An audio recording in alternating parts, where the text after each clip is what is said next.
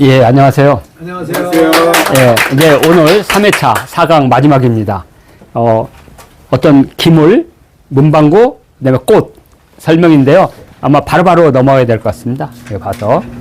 자, 그러니까 오늘 7항목, 8항목, 9항목이 진행되는 겁니다. 지금. 기물, 문방, 화훼. 자, 먼저 이제 그릇 종류 중에 아마 유기를 주로 설명을 했습니다. 세속에서는 유기를 되게 중요시한다. 그죠?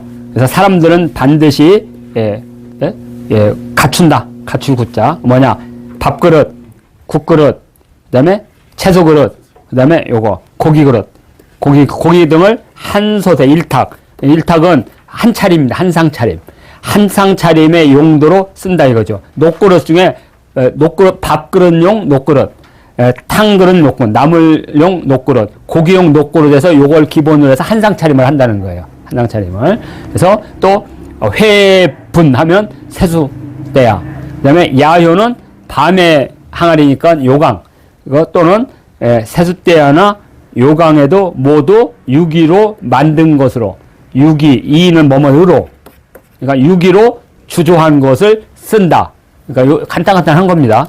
그래서 노쇠 요자니까 뭐 우리가 이제 안성 맞춤할 때 안성 놋그릇 이게 대표적인 유기가 되겠죠. 자, 그리고 요 자는 구울자고 여기 회는 세수할 회자입니다. 세수할 회자. 잘 안 쓰는 거니까요. 이렇게 세수하는 거 뭐냐면 요거 물을 손으로 후루룩 어디를 얼굴을 닦는다는 뜻입니다.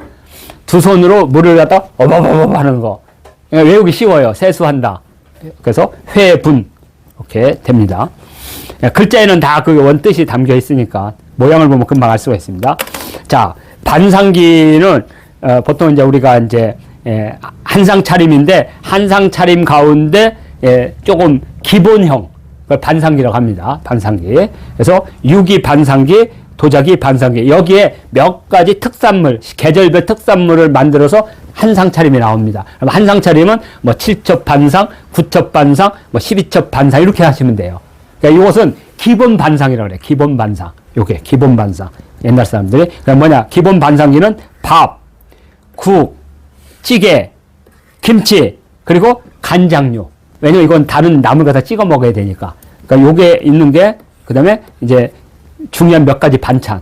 요것이 바로 반상기입니다. 그래서 삼국시대부터 형성됐다고 알려져요. 그리고 여기 마지막에 숭늉이 오면 반상차림이 끝.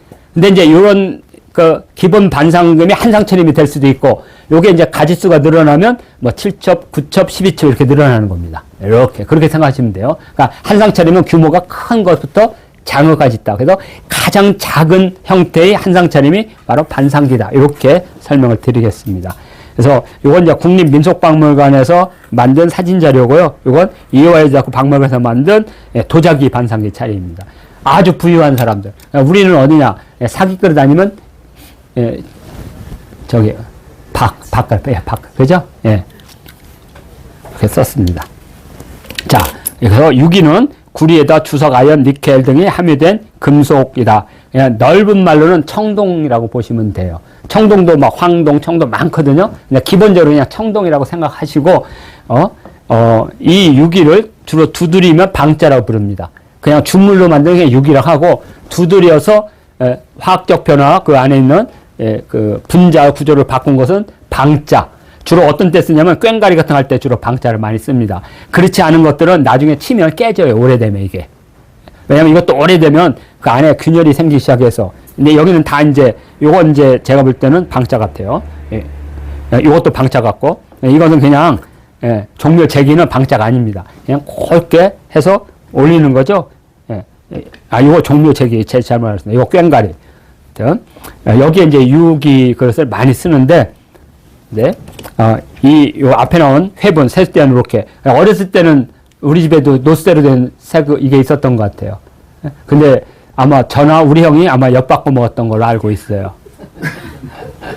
왜 엿바꿔 먹었냐면, 우리 큰 누님이 서울에 시집 왔는데, 플라스틱 같은 걸 이쁘게 된 걸 막 엄청 많이 가져왔어. 아무튼 그때. 막 그래서 집에 있던 막 그 이제 밥그릇 같은 거 사기 그릇 깨지잖아요. 근데 그게 아마 새로운 밥그릇으로 스테인리스로 된 걸 가져온 거야. 그래서 이걸 어디다가 처박아뒀는데 나중에 이사할 때 보니까 없어. 예, 그러니까 제가 엿바꿔 먹었거나 우리 형이 분명히 엿바꿔 먹었을 거예요. 뻔해. 응? 그래가지고 이제 그 그릇은 버릴 수가 없어서 가져오다가 우리 형님이 깨먹었어. 우리 어머니가 시집 올 때 가졌던 밥 얼마 큰 줄 알아요? 거기다 고봉으로 먹었으니 나 이게 참 이해가 안 돼. 아무튼 그런 겁니다. 유기 그릇. 자, 그리고 이제 문방구입니다. 여기 이 황서는 족제비란 뜻이고요. 그 다음에 낭미필은 원래 일이나 늑대 꼬리로 만드는데 이게 잡기 힘들잖아요. 그래서 이제 족제비로 많이 만들었어요. 그래서 족제비 털로 만들었지만 이름은 낭미필이야. 일이나 늑대의 꼬리털로 만든 것이다. 진짜 이리와 늑대 꼬리털을 만들면 가격은 이렇게 되겠죠. 자, 그리고 종이는 설화지와 죽청지가 유명하고, 이건 이제 문방 사우니까. 그 다음에 먹은 해주의 유연묵이라고 그래요. 근데 여기는 유모묵이라고 그래요. 석탄가루, 그 아연가루를 이렇게 해서 기름이 있는 거, 이것을 유연묵이라고 합니다. 그래서 여기는 이제 유매묵이라고 했고, 그 다음에 벼루는 남포의 검은 오석연을 최고로 친다. 그런데 근래에는 잠옷, 어디냐? 저쪽 압록강 쪽에 있는 위원의 자석연, 청석이라도 불렀거든요. 청석, 자석연. 약간 남빛, 보랏빛이 나는 돌로 만든 자석연. 자, 지금도 이 위원의 자석연은 시중에 나와 있습니다. 왜냐면 조선시대부터 근대 워낙 많이 만들어서 서울에 이렇게 돼서 유통되는 게 많아요. 근데 집에서 이걸 가질 일이 없잖아요. 그러니까 저는 어렸을 때 맨날 이렇게 할아버지 옆에서 이렇게 하면 곶감이 나왔잖아요. 근데 지금은 이제 다 이게 붓펜도 다 만들어진대. 요새는 붓펜도 전부 다 잉크가 있는 거니까. 그러니까 인사동에 많이 나와 있어요. 그 중에 위원의 자석연을 사고 싶다 그러면 한 15만 원이면 살 수 있습니다. 웬만하면. 자, 그래서 여기 매자는 그릇 매자, 메탄 할 때 쓰는 거고요. 파는 자모파자고 자주빛자. 이건 한자적으로 크게 어려운 건 없고요. 자, 요 족제비의 요 털, 꼬리털로 만든 것. 그래서 황서필이라 하고 황모필이라 부르고 낭호필이라 부르지만 지금은 낭미필이다. 그래서 인사동에 문방구에 가서 낭미필 주세요 하면 요거 한 4만 원에서 한 5만 원 정도 합니다. 하나에. 되게 비싸요. 요새는 인공털로 많이 만들으니까. 그래서 요거 낭미필입니다. 그래서 족제비 꼬리털로 만든 것을 낭미필이라고 하고, 털 재료는 양털, 사슴털, 토끼털, 족제비, 호랑이, 노루털. 호랑이 털은 아마 나오면 한 100만 원 정도 할 겁니다. 구할 수가 없으니까. 그러니까 호랑이는 똥도 약에 쓰고요. 그 다음에 여기 관절 이런 거 해가지고 호고, 저쪽 백두산 가면 엄청 많이 팔죠. 그렇게 생각하시면 됩니다. 버릴 게 없다고 하는. 자, 낭미필이고요. 그 다음에 한지는 사실은 지금 말한 지금 말한 요거 설화지나 죽청지를 구할 수가 없어요. 그래서 요새 나오는 것 중에는 가장 많이 쓰는 게 화초지. 주로 편지글 쓸 때. 그래서 인사동 가서 화초지 주사면 10,000원이면 이만치 줍니다. 요새는 워낙 많이 만들으니까 그냥 화초지고요. 그다음에 장지. 요게 이제 주로 이제 유황지나 황모지라고 부르는 거. 장지, 장판지. 그죠?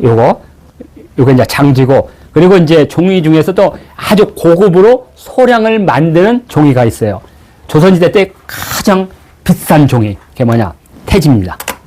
태지는 아주 맑고 하얘야 돼. 이거 만들기 되게 어려운 거거든요. 여러 번, 간수에다 이렇게, 나무, 닭종이에 여기 있던 염료 있죠? 이거 완전히 빼야 돼. 그래서 이렇게 하얗게. 그래서 태지는 시중에는 안 팔지만 태항아리에서 많이 나왔습니다. 왕궁에 이동할 때. 이거 태지입니다.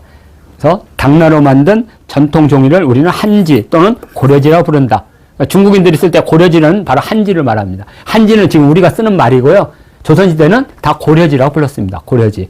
조선지가 아니라 고려지. 이렇게. 왜냐면 송나라 때부터 그냥 고려지로 인식됐으니까. 고려지라고 하고요. 전통적 종이로는 우리나라 그 조지서, 종이 만드는 관청, 저기 있죠. 세검정에 있었던 조지서 만든 자문지.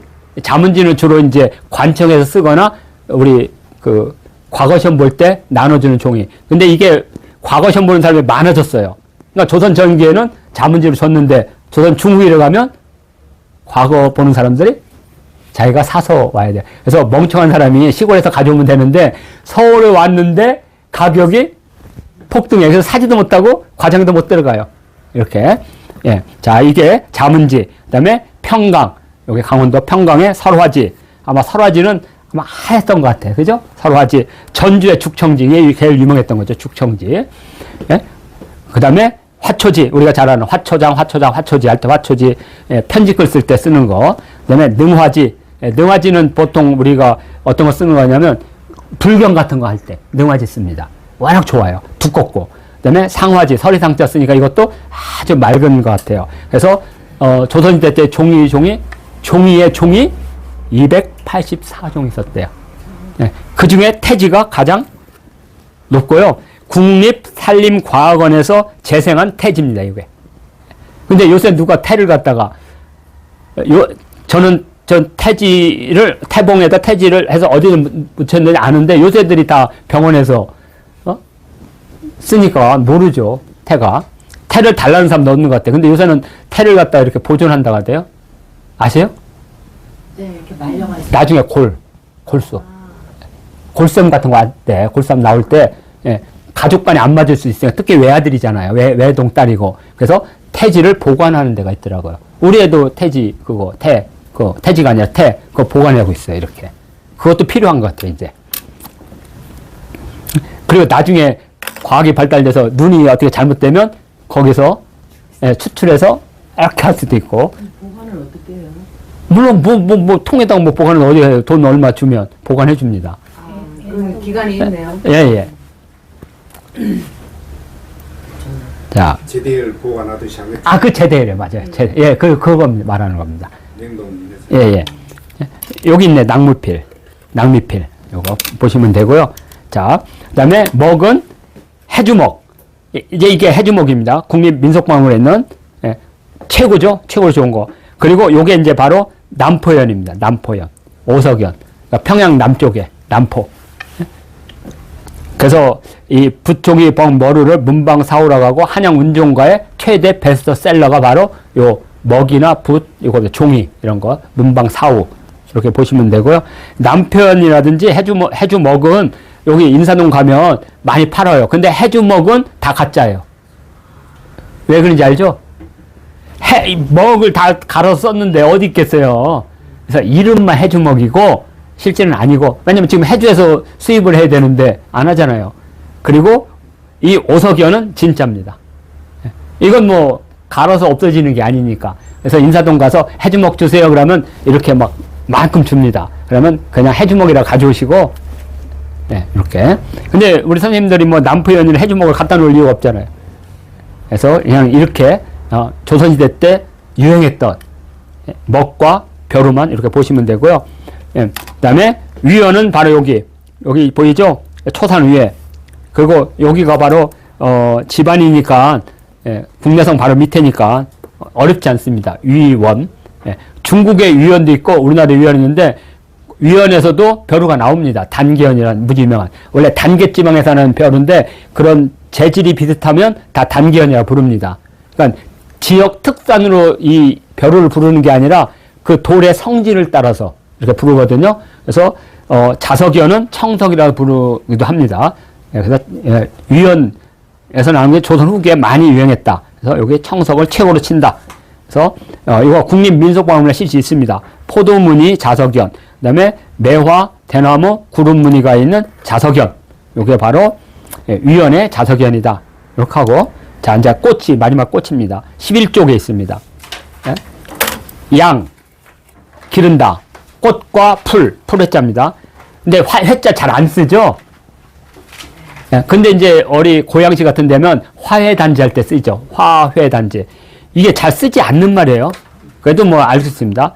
그래서 이 꽃과 풀을 기르는 것은 뭐가 있느냐 능 외소철 일본 소철이 원래 남쪽에는 침엽수니까 외소철과 종려나무 그죠? 그리고 연중이라는 것은 북경을 말합니다.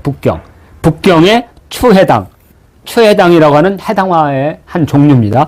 양을 최고로 친다, 으뜸으로 친다. 매화는 노각과 도수. 노각은 꽃잎이 아주 그냥 녹색이라는 뜻이고, 도수는 줄기가 밑으로, 도자가 거꾸로 도자고 수가 내릴 숫자니까, 들이올 숫자니까, 도수가 있고, 예, 그죠? 그리고 여기서 이렇게 인공적으로 이렇게 만든 게 아니라 자연스러운 거, 그죠? 자연스러운 등걸이 자연스러운 걸 최고로 친다. 국화에는 홍학령, 백학령, 홍학령, 황학령, 백학령, 3학령이라고 하거든요. 이따 보여드리겠습니다. 이 있고, 그 다음에 금원황. 아마 금원황은 궁중에서 키우는 국화일 것 같습니다. 금원황. 그 다음에 취양비. 양귀비가 이거 보고 취했다고, 꽃향기에. 그래서 취양비를 이름이 있고, 또는 오홍, 대설, 소설. 그러니까 대설백, 소설백. 여러 품종이 있다. 대설백, 소설 품종이 있다. 그러니까 사실은 원래 국화의 국보, 매화의 매보가 있습니다. 근데 그것들은 다 그림이 있어요. 근데 제가 그 매보와 국보를 아직 구하지를 못했습니다. 근데 책을 내려면 어차피 구해야 돼요. 그래서, 여기, 뭐, 종려나무, 그 다음에 풀회, 꽃받치막, 나무벨차, 뗏목사. 그래서 요건 그냥 하고요. 보세요. 요게 이제 외나라 소철입니다. 이게, 집들에 이렇게 작아요. 크지 않습니다. 그래서 관상용으로 많이 심습니다. 근데 왜 조선시대 때 왜 소철을 쓰느냐? 바로 이게, 우리가 말하는 지조, 푸른 거. 지조를 상징할 때 하는 겁니다. 왜 소철이 중요한 게 아니라 늘 푸르른 것을 심어놔야 되니까. 그러니까 웬만한 사람은 대나무를 심었는데 왜 대나무를 안 심냐? 이게 대나무가 남쪽에서 대전 쪽까지만 오면 안 자라요. 길이 이게 짧고. 그래서 대나무는 주로 남쪽에서 심고 또 대나무를 심게 되면 이게 소리도 많고 낙엽 떨어지고 아주 지저분해요, 사실. 그래서 소철을 많이, 외소철이고요. 또는 외소철과 같은 종려나무를 많이 심었습니다. 근데 이게 주로 남부지방에서만 자라거든요. 그래서 안동이나 이런 선비들은 많이 심었는데 북쪽 사람들은 주로 이런 걸 안 심고 다른 거 심죠. 왜냐하면 매난 국죽 가운데 다른 걸 심었죠. 그래서 대나무로 대용했던 것이다. 이 소철, 종려나무. 그 다음에 추해당은 꽃이 이쁘고 약재와 차로. 그래서 요게 이제 추해당입니다. 추해당. 이렇게. 그리고 신명연이라는 화가가 있습니다. 그 화가가 그린 화해도에도 이렇게 추해당이 있습니다. 하나씩 보면 나올 거예요. 1708년도에 광군 방보. 그러니까 광군이라는 건 널리 재배가 되는 향기 나는 꽃. 그걸 모아놓은 거예요. 그게 이제 매난 국죽이거든요. 그래서 사시 향이라고 합니다. 사시지향. 그래서 군자의 품격을 뜻하는 말. 그래서 사군자라고 불렀던 겁니다. 군자는 항상 인품이 향기가 나야 된다. 봄, 여름, 가을, 사시. 그래서 이것을 군자지향. 그래서 사군자라고 부르는데 이것을 모아놓은 게 매보, 남보, 국보, 족보. 여기에는 엄청나게 많은 풀이 있지만 이 중에 4개를 뽑아서 번역이 돼 있어요. 근데 이게 완역이 아니고 필요한 것만 추출해서. 그래서 어디에 있느냐? 여기 지금 광군, 방보. 요게 이제 바로 매화, 그 다음에 대나무 2개만 이렇게 현재 이렇게 돼 있습니다. 그래서 저는 이제 이 광군, 방보를 구해서 이제 전체를 한번 보려고요. 자, 그래서 노각매는 여기에 녹색 있죠? 노각매고, 그 다음에 이것은 밑으로 들이었죠? 도수매입니다. 도수매. 그러니까 이런 것들이 인공적으로 이렇게 내려오는 것들이 있어요. 원래 매화는 다 위로 솟구치거든요. 도수매는 아래쪽으로 들이오고 있습니다. 그래서 요거고요. 바로 이제 끝나면 됩니다. 그 다음에 홍학령. 붉죠? 그 다음에 요 꽃은 취양비입니다. 양귀비. 아무튼, 매화에 뭐 국화나 이런 것들 다 알 필요는 없잖아요. 근데 조선시대는 이걸 다 알았던 것 같아요. 하나씩. 그래서 양귀비 꽃, 요게 취향부입니다. 자, 그러면 아마 거의 끝난 것 같아요. 자, 이렇게 해서, 이제 화해까지 해서 오늘 3회 4강 마치도록 하겠습니다.